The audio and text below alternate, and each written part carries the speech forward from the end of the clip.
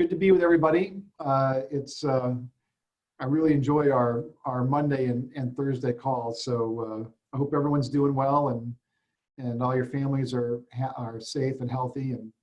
And I know that, just a little bit of commentary on business. The market's got fits and starts, which is what you'd expect considering the environment that we're in. Interestingly, we're still seeing multiple offers, listings cycling off quickly. Also, we've got this kind of a really unique environment outside of just the whole COVID thing, that because there isn't a lot of inventory, prices are firm. I don't know if I really see that changing. I don't believe that there'll be a real virus discount on listings, but simultaneously, for buyers whose employment situation is stable, rates are low. So you've got this kind of parity between not a lot of inventory, so pricing can will remain, I think, firm, and you've got a continued increase in affordability because rates are going down, and those two things obviously don't coexist with each other. So it's an interesting environment that we find ourselves in. You guys have heard me say this before, and we're going to probably record some video around it. If you have sellers, we've already recorded video around this, but we're going to record one for buyers. But if you have sellers, we have a seller video. And they're comfortable and they're healthy and all the prevailing conditions are okay for them to put their house on the market. Now really is a good time because inventory is thin.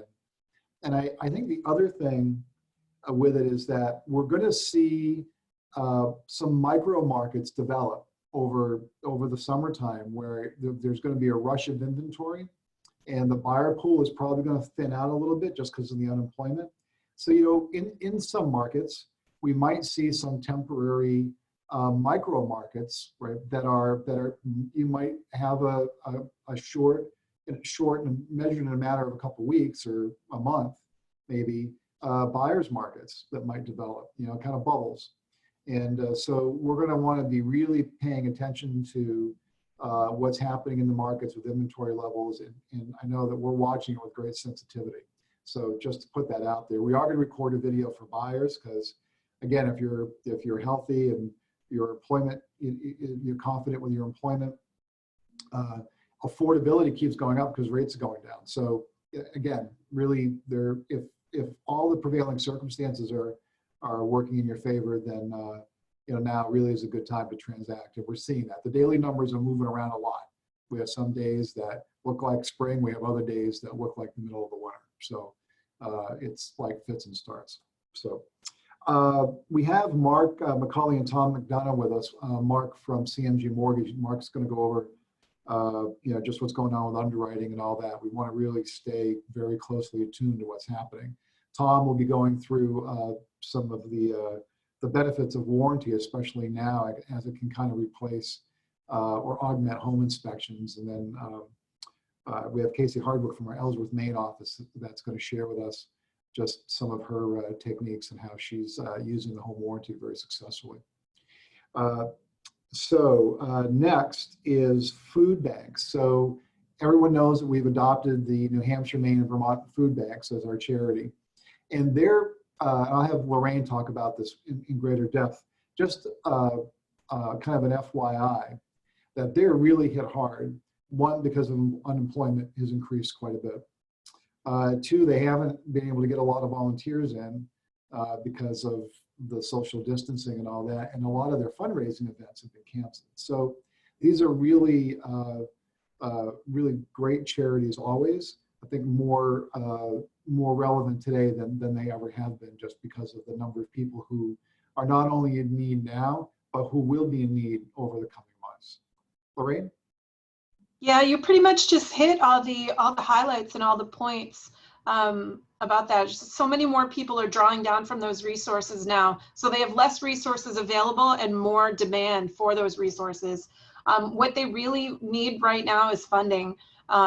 So they can stretch $1 into 2 to 4 meals, which is just incredible.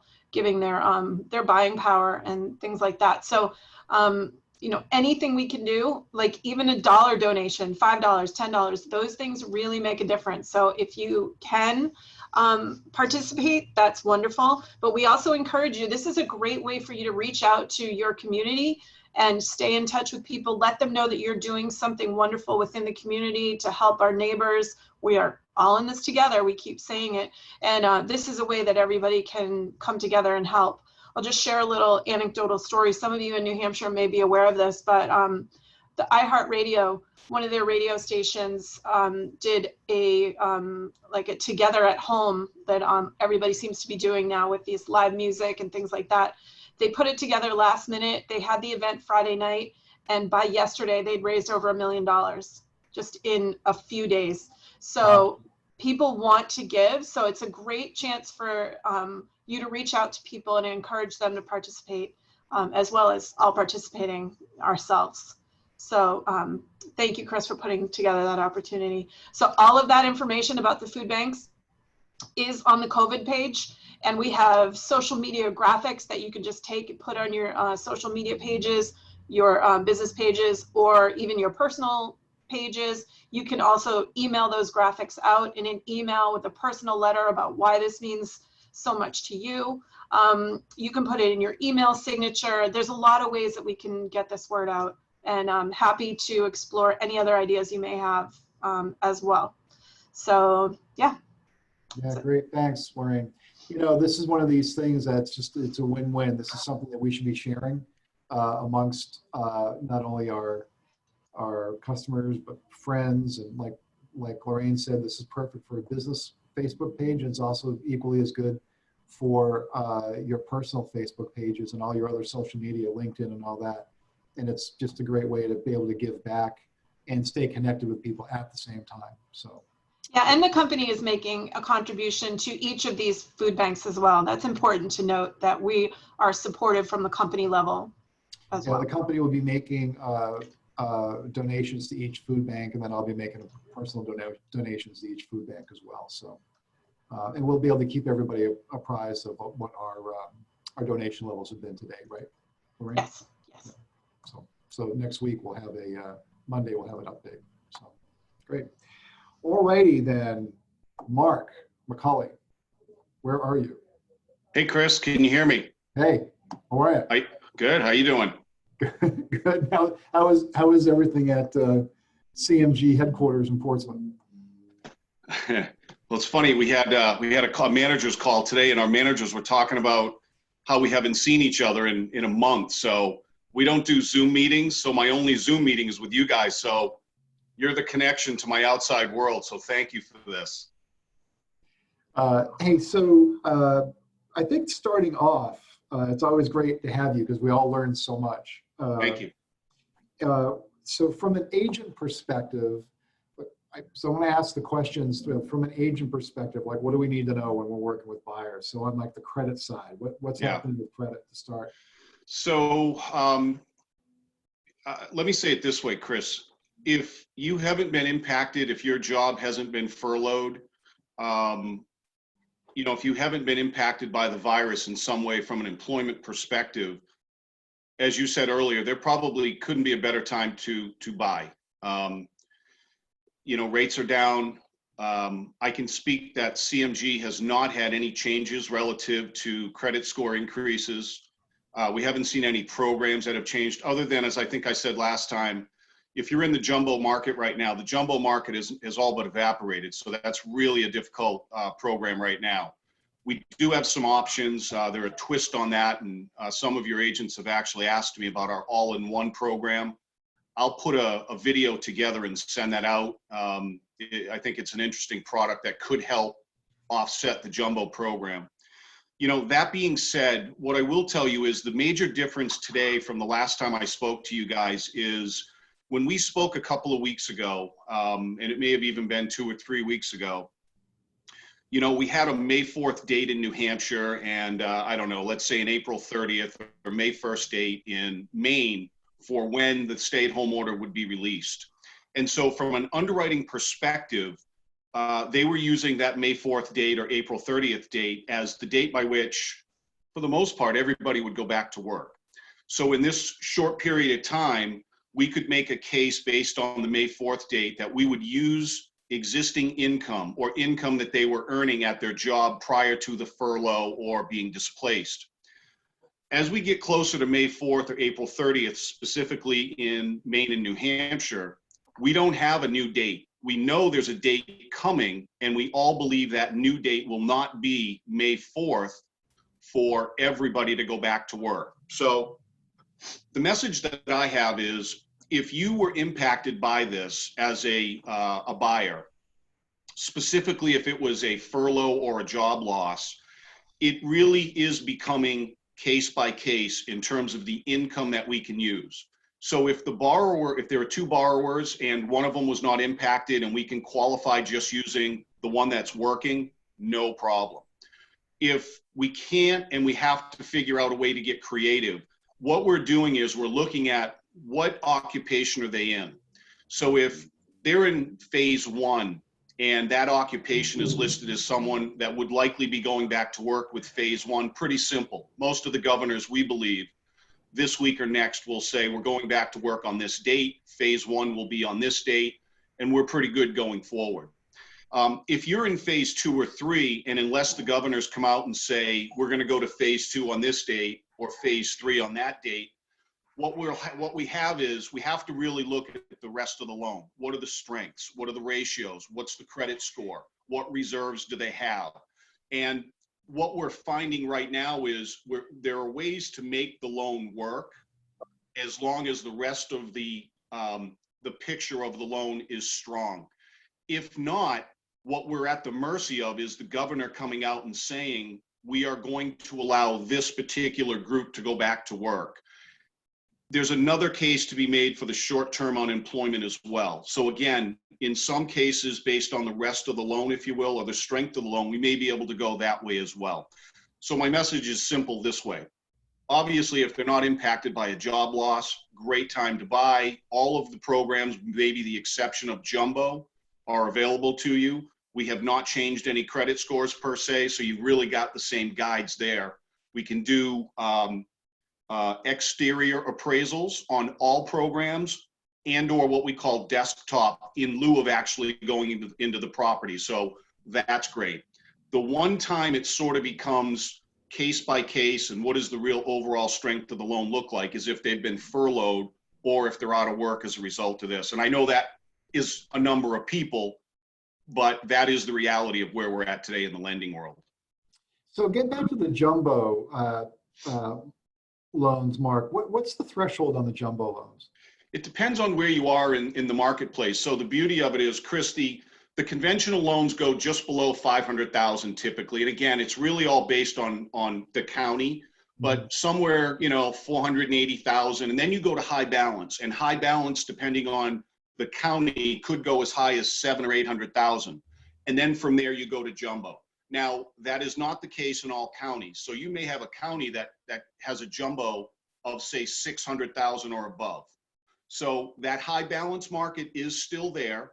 It's the jumbo market that's really challenged, and that can change by county. And is there a replacement program? So somebody has a jumbo need, what do they do? Well, so this is where there is a difference between, say, a bank and what we are considered an independent mortgage lender. So a bank, because they're likely keeping that on their books, they may not be afraid of taking in that jumbo because we don't have a place to sell it. They'll keep it on their books and they'll keep it there. We have a program called the All-in-One.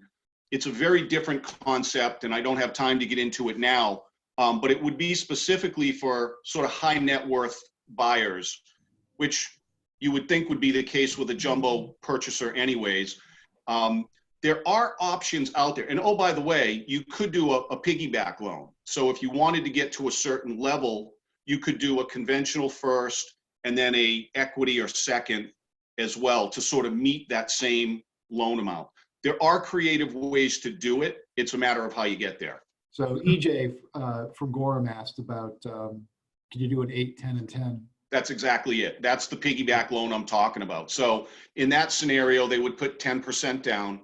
they would have a 10% second or equity line, and the first would be 80%. By the way, in that case, you also avoid mortgage insurance because your first mortgage is at the 80%. Interesting. Yeah. Yeah, because those upper end markets are still pretty busy. Yeah, and you know, Chris, you said it earlier, and I'll echo what you said.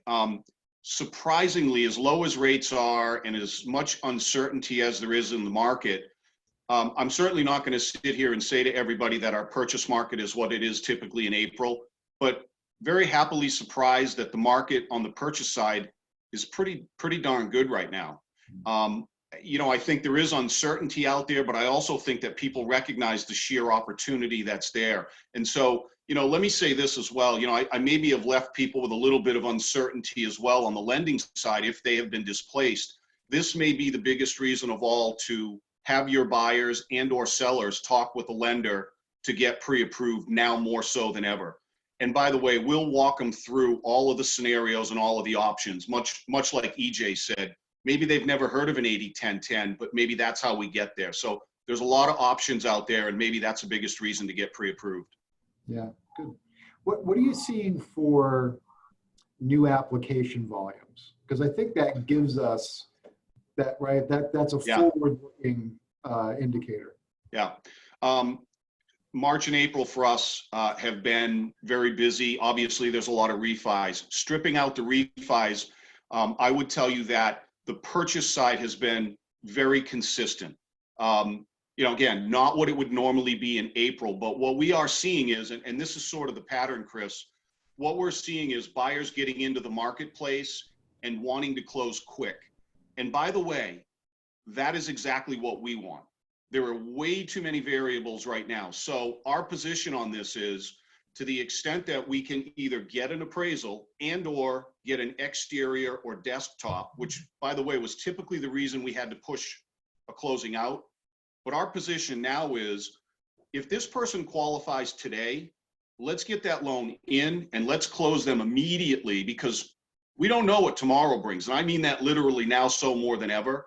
So if they qualify today and everything works in terms of getting them out of where they are and into the new property, our objective is to close these folks in as soon as we possibly can, because we don't want this to impact them in a negative way down the road. So as soon as we possibly can would look like what? Certainly in 30 days. Yeah. Drafting agreements. Yeah, so we can certainly do 30 days. We can do it sooner in cases where everything else works. You know, can they get out of their lease? Can they sell their property? Again, if it can be sooner or needs to be sooner, we can do that, because we do have the ability now to do these exteriors or these desktops. And typically that was it. And by the way, let me just say to everybody, I know some of you work with other lenders, obviously. I want to tell you that I've had some real conversations with other leaders in the New England marketplace as recently as yesterday about a lot of things. And one of those is their turn times. And I will tell you, unfortunately for some lenders, because they've taken all of these refis in and now the purchase market is here, they're lumping in the purchase close dates with the refis. And I will tell you, just from yesterday, their typical close time on all loans is 60 to 90 days. Ooh. That can't be the case. If you're going to move a loan out, it's going to be a refi. And in our case, you just heard me say, we recognize how vitally important it is to take what the borrower presents to us today and get them closed, because tomorrow, forget about tomorrow. I don't know what's happening in an hour. And that's sort of our position, right? Yeah, every day is a long week, right? Right, exactly. Yeah. I put on a shirt just for you guys, Chris. What's that? I put on a shirt instead of a t-shirt for you. Sad truth. So getting back to the application volume, because I want to try to give people kind of a sense of what activity is. So like when I look at our daily pendings, we have some days that look like we're at the end of April. So we have some days that look like maybe the end of February or the beginning of March, right? Yep. And then we have other days that look like, you know, the day after Christmas, where you know, you're booking out of 35 offices, you're booking 11 transactions or something. It's understandable given the circumstances. If you were to take your purchase applications and you were to seasonalize it, like what does it look like to you? Does it look like a March? Does it look like a September? I mean, what does it feel like? I would say April felt more like October, where we get a fall market, Chris, and it typically will pick up in, after we get through Labor Day, and then the purchase side will pick up, but it really starts to kick in October, November. It's not the spring market, but I would tell you that for us, April felt more like a fall market on the purchase side than it did the spring market. The shoulder of the summer market. You got it. Not quite as busy, not quite as busy as it would normally be in April, but I certainly would classify it as the second best seasonal sort of market for purchases as far as a lender goes. Yeah, okay. All right, that's good. Yeah. And then you were asking about, or you had mentioned about desktop appraisals. Anything else that we should know about that? No, not really. Just that it has opened up to literally all programs. All the Govy loans, all the conventional loans, the RD loans, the bond loans, all of that is out there. So we can now, as opposed to probably 2 weeks ago, it was really conventional and some Govy. Basically, everybody's taken the same position that we can use either an exterior or a desktop. Yeah. So that's not really an impediment then? Not at all. That's good to know. Not at all. That's like super good to know. Yeah, and typically around this time of year when we have, refis as well, that's the big thing, because the appraisers are busy with refi appraisals, it's hard for us to get the purchase appraisals. So now we have options. And so that's when I say to you, it's sort of the perfect storm in a very good way for us to push these purchases through. And by the way, we want to get these through so that we don't have an issue. Right, of course. Yeah. Well, that's great. Thank you so much. Really appreciate all your updates. I know it means a lot to everybody, and everybody's just trying to navigate this environment and give the right guidance to their buyers, to their sellers, and this is immensely helpful. And if you can stay on the call, we'll just see what other chats come in, and we'll circle back if anything pops up. You got it. Thanks for having me, Chris. Appreciate it. Thanks, Mark. Tom McDonough, Grady's Home Warranty. So, Tom, we're kind of challenged in this environment with like home inspections and things like that, and just kind of the general right to get out and see people and all that, and maybe at some degree negotiations are a little bit harder because it's harder to have that face-to-face contact. So on the warranty side, help us understand more about how the warranty helps either mitigate or augment inspection issues. Sure. And as you know, with the Gold Warranty as our Gold Advantage listing program, it really does give help also to the home seller, the listing client, because they get some basic coverage in that during the listing period too. So it's not just what's going to happen post-close with this program. The clients can also use the warranty for some things that might even come up during the inspection once those regular inspections begin to ensue again. Right now, with our claims happening, I've been dealing with a lot of your agents lately with post-closing claims that potentially the client didn't quite understand all their coverage and how it relates to the claim. We've been doing some goodwill overrides that I'm working with Mike G about.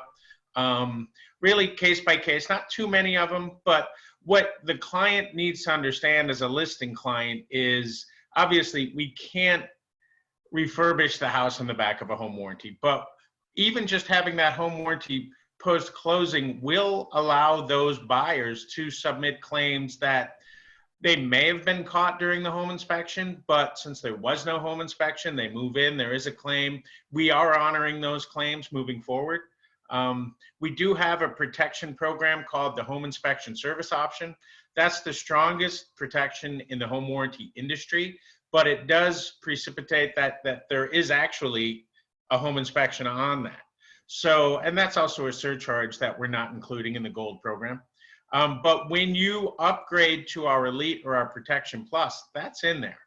And I am working with your agents and your managers on those types of issues where there should have been a home inspection, but in these times they couldn't get one because obviously it wasn't considered a vital, job out there. That should be turning, I would think, in the next 2 to 3 weeks. I know my state of Vermont, they're allowing for outdoor jobs to begin to take place this week. The governor stated May 15th, and of course schools are closed for the rest of the year. But what he's doing is he's allowing jobs that are taking place outside to commence starting this week. That doesn't mean everybody's going to want to go back to work, but you might begin to see home inspectors back on the scene. That, as you know, it's a strange days we're in right here. But I do know, remember your training, remember what historically this time of the year is for you. This is when you get your listings. You guys do one of the best jobs of getting listings in your marketplace out there, if not the best. So don't stop what you're doing. Like you said, there could be some small market demand, and Mark said purchases were pretty steady in the last 30 days, probably better than what we expected a month ago. Now is the time to get those listings and to use this home warranty as one more arrow in that quiver to differentiate you versus the other agent down the road. And as you know, if you have the listings, usually, that's the control of the deal, and that's where you want to be positioned. So for instance, if we have a listing, the difference between the gold and the protection plus in coverage. So it's monumental. So I guess let me rephrase this. So we're seeing a lot of sight unseen offers. Now, granted, people are trying to get inspections and all that. But if we have a lot of sight unseen offers, people coming in from out of state and all that, what type of advantage, even if it wasn't on the listing, could the buyer ask for it to be on the listing, or could the buyer could pay for it directly, depending on how this sale was negotiated? But just kind of give everybody a thumbnail of what type of coverages they can expect, so that they kind of know. Oh, absolutely. Yeah, know how to advise them. Like this would cover this, and this. Right. And our Protection Plus program, as you know, building it with me, is the premier program in the country. I mean, nobody else comes anywhere near what we pay out on that warranty. And initially that was made to save deals. Now it might be used to get deals. That covers $5,000 for a boiler. Nobody else covers boilers, let alone up to $5,000. Our gold and platinum program cap it at $1,500. Our elite's $2,500, and our Protection Plus, the PP, that is $5,000. Plus, it's all the other things. It covers much more for appliances. Instead of capped at $1,500 or $2,500, it goes up to $5,000. I mean, granted, you're not going to have a garbage disposer that costs $5,000, even if it's gold plated. But the fact is, we have money in there for that. And that also affords us to be a little bit more liberal in some of our interpretations. I mean, my claims department, they adjudicate by the conditions on the policy. But my job is to look at the extenuating circumstance of that claim. We just did one yesterday where it was for an agent up in Bangor. They had just the gold plan on. The person had a boiler issue. Unfortunately, they didn't go through us on the claim. It was an emergency. They called in their oil company, who sold them a $6,000 unit. That probably could have been bought from us for about $2,000. So there is savings in that as well. But we ended up giving the customer the max allowable for that contract, which was $1,500. So it's real coverage. So if I have a buyer and they're looking to buy something sight unseen and they want a little more security, we could recommend either gold or the Protection Plus. Sure. And Protection Plus covers, correct me if I'm wrong, up to $25,000. Oh, absolutely. Of system failures. In one calendar year, yep. One calendar year. And the cost of that is? The cost of that is $695. And, you know, they don't have to pay for it until closing, or if the agent needed to do it to save the deal, the agent doesn't pay for it until closing. So this is the kind of thing where to generate those listings, you may want to start offering that Gold Advantage plan. And if the customer really feels the need, ask them if they would like to upgrade their coverage. They won't pay the difference until the house closes. Yeah. You know, I'm not saying for your agents to go out and spend $695 to get every listing, you know. Well, we got a lot of site, I mean, right, it's gone from being a listing tool to, we might see a lot of application for it with the sight unseen offers, because it just gives you that added protection really for like unbelievably short money. Right. And you're not alone in your thoughts that this is the time to circle back on home warranty, to really start generating that business, keeping your buyers and getting those listings. Your contemporary down in Southern New York, they just circled back with me and they want to do a big push on home warranty in the spring. You know, they don't have fall through rates like you do. They're in Westchester County. You know, they're really just about getting listings because those homes are so expensive down there. Yeah, I mean, that Protection Plus plan, right? It's a $695 value compared to a $25,000. Exactly. payment. So, and they can literally name any component in that house, and we pay out to $5,000 on a claim on that.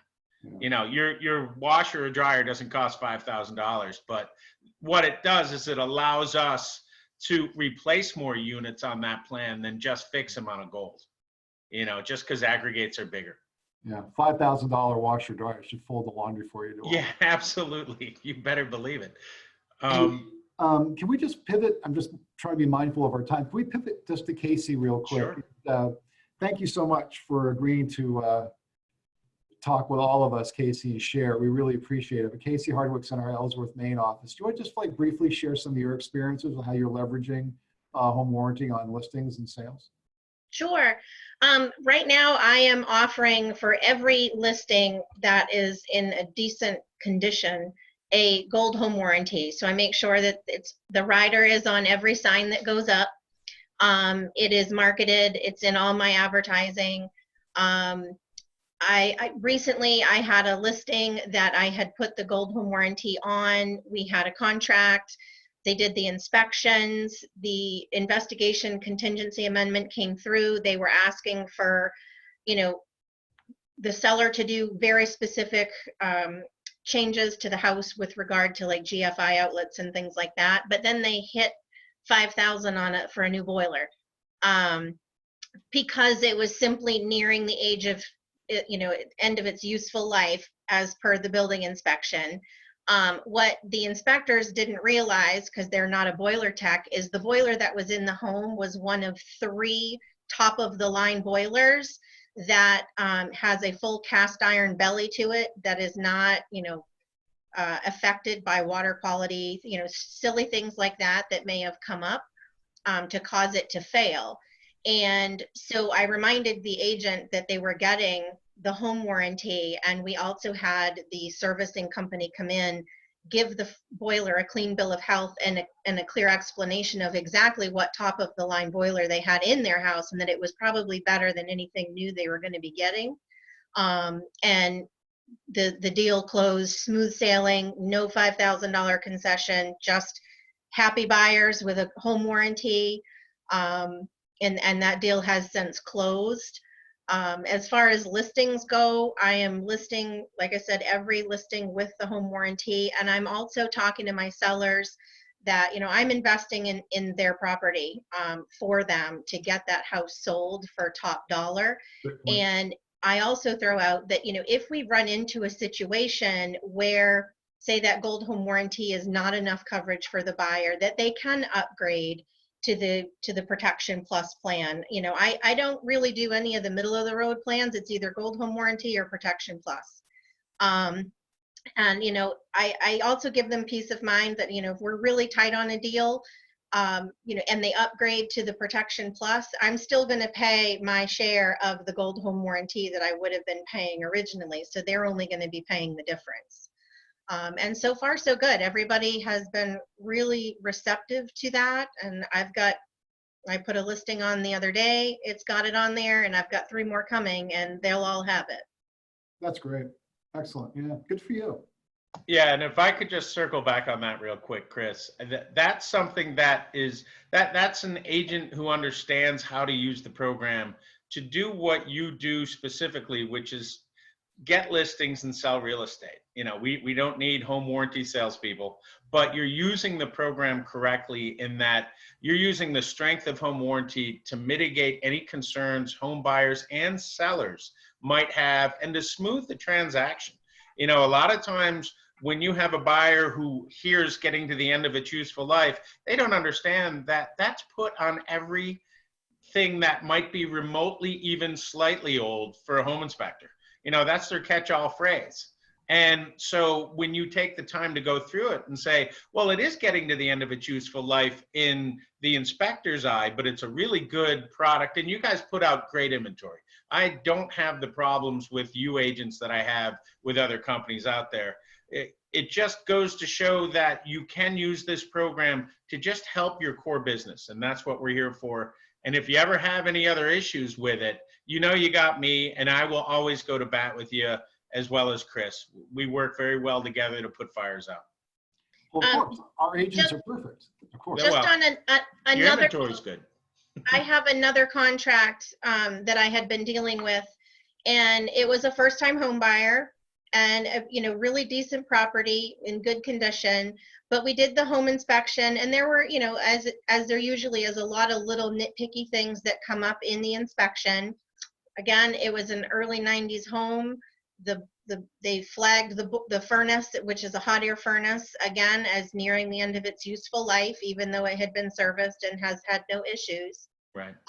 So talking with my client about that, I said, look, you know, I can formulate the wording to submit to the listing agent that says, look, here's all these things. As long as the seller's willing to pay the $695 for this gold, you know, protection plus warranty, the buyer's willing to accept all these little piddly things. Right. And therefore they need to do nothing other than have this payment be withheld at closing from their proceeds. And the seller agreed to it, and smooth sailing. That's so perfect, because you know Yeah. what? There's a real exchange, there's a fair exchange of value in that, Exactly. right? That's like such a balanced approach for an exchange of value. Yep, and it just smoothed that whole transaction out, made it timely. There weren't any hooks left in. And, you know, that is why we made that Protection Plus. Yeah. For that That's reason. custom designed for all of you, that program. That's not Yep. that's not enough. Nobody else in the country has that warranty, Chris. Yeah, that's customized for us as an organization. That's not a off-the-shelf program. No. All right. Well, we're getting to be towards the end of time here. Casey, thank you so much. Really appreciate Thank you, Casey. Welcome. it. Before we sign off, Mark, anything you'd like to share? No, just, you know, I guess on a personal note, you know, I know we're all fighting through this, and I just want everybody to be safe and healthy. And, you know, I really think and hope that we're through this to the extent that we can start looking to the other end. And I look forward to getting back with some sense of normalcy and working with all of you. And again, if any of you as managers or individuals have any questions, you want me to participate in a meeting on behalf of your office, or individually have questions, don't hesitate to reach out to me. I'm happy to do it. And thanks for having me, Chris. Much appreciated. Yeah, excellent. Thank you. Thank you, Mark. Thank you, Tom. Thank you, Casey. And thank all of you for the really, truly inspirational work you're doing. We know how hard this environment is, and everyone's working hard to support you and your customers and your clients. And it's certainly trying times, and the strength of any organization and any individual really gets exposed in times like this. And I think, you know, you're all doing such great work and doing such a great job advising your buyers and sellers that, you know, I've said this before and I'll keep saying it. Make sure you just take a minute and just take a deep breath and make sure that you acknowledge the good work you're doing, because these are not normal times. And some of the stories that I'm getting anecdotally and just talking to people and all that, I mean, they're really amazing and inspirational. So that's it from here. Everybody stay safe, And we'll talk to you on Monday. Take care. And please, by the way, email any of us if you have anything that you want us to talk about in our coming meetings, okay? All right, take care, guys. Take care. Thanks, Chris. Thank you.